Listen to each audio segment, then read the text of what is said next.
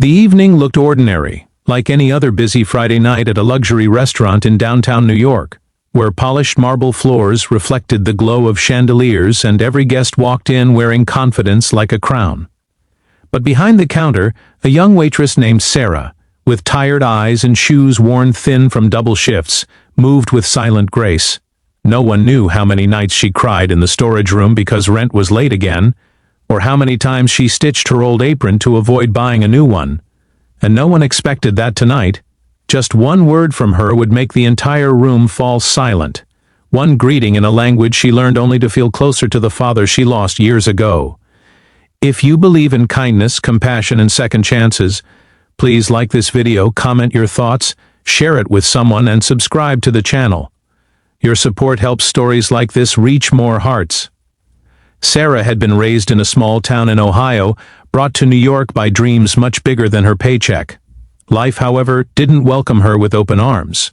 She worked in the restaurant while attending community college part-time, often skipping meals so she could send money to her younger brother back home. She rarely spoke about her past, but everyone could tell she carried something heavy, something that made her smile soft like a prayer yet distant like a memory. Her father, an Italian immigrant named Antonio, had taught her his language while cooking pasta on Sundays in a tiny kitchen full of laughter. When he died suddenly in an accident, the language became her last connection to him. On that particular evening, the restaurant buzzed with anticipation because Christopher, one of the richest CEOs in the country, was hosting a private dinner with his family and closest associates. Staff whispered stories about his empire, while guests secretly felt nervous as they straightened their expensive outfits. The management instructed everyone to maintain perfect professionalism, but Sarah focused only on her duties. For her, a billionaire was just another guest, someone she would serve with respect, the way her father taught her. She noticed the CEO walk in, tall and charismatic, with the quiet assurance of someone used to success. Beside him was an older gentleman dressed in an elegant gray suit, holding a cane carved with delicate symbols. His hair, silver and soft, framed a gentle smile. Sarah recognized the look in his eyes instantly, the warmth of a father who had lived long enough to see the world through kindness. The staff hurried around them, offering the finest wines and introductions, but when Sarah walked forward to greet the table, something deep inside her stirred. The old man reminded her of the father she missed every single day. She took a breath, placed her hand over her heart the way her father once showed her, and instead of saying the usual greeting, she met the old man's eyes and spoke in fluent, respectful Italian, words full of love and memory. The sound of the language, unexpected and beautiful in the elegant dining room, caused every guest to freeze mid-conversation. Forks paused, glasses stopped mid-air. Even the CEO turned slowly toward her, surprised. The old man's eyes widened, not with confusion but with emotion, like someone who suddenly heard a forgotten lullaby. In that frozen moment, the entire restaurant witnessed something far more powerful than wealth or prestige. A poor waitress showing a billionaire's father honor in his mother tongue, with nothing to gain but the joy of remembering her own. The old man reached out and placed his hand gently over his heart, silently acknowledging the gesture. That single moment changed everything. After she continued her work, Sarah didn't think much about it. To her, it was just a greeting, one that connected her to a memory. But to Christopher, who built companies by making bold decisions, the moment struck him deeply. He watched how his father's eyes softened, how the simple greeting made him more joyful than any expensive gift could. After dinner, the old man asked to speak privately with Sarah, and the staff whispered with curiosity. She listened as he told her she reminded him of his hometown, of values many people forget when life becomes too complicated. Christopher later learned about Sarah's story, how she worked tirelessly, how she cared for her brother, how she pursued education with determination despite her hardships. For a man like him, surrounded by people chasing profit, Sarah's quiet strength was astonishing. He asked her about her dreams, and she spoke honestly for the first time in a long time.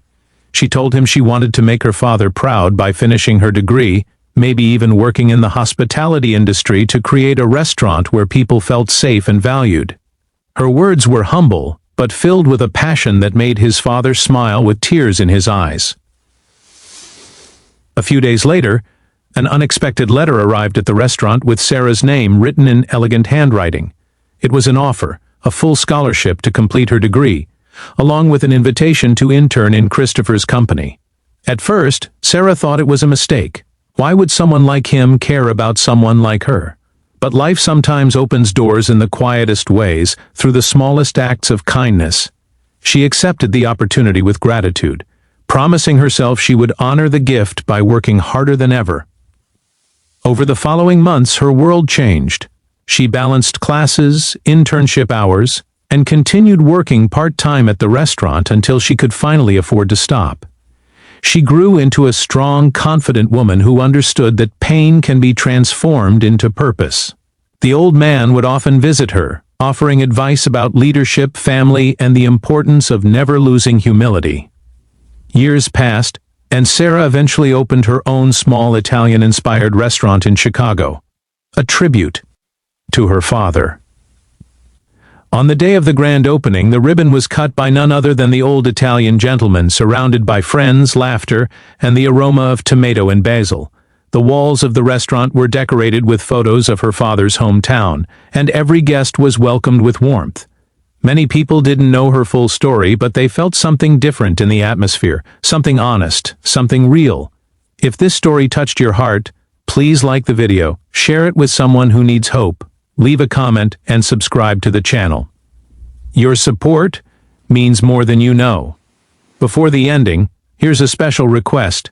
Comment what lesson you learned from Sarah's journey. By the end of the night, as the last guests left and lights dimmed, Sarah stood at the center of the restaurant, with her hands resting on a polished wooden table. She looked around at everything she built, remembering every night she cried from exhaustion, every shift where she pushed through hunger, every memory of her father teaching her Italian so she could feel close to him. The road had been long, full of uncertainty and fear, but also compassion from strangers who saw value beyond her uniform. That evening in New York had changed everything, not because she met wealthy people, but because she greeted someone with love in her heart. The greeting others saw as extraordinary was simply her holding on to her father, and that was enough to create a miracle.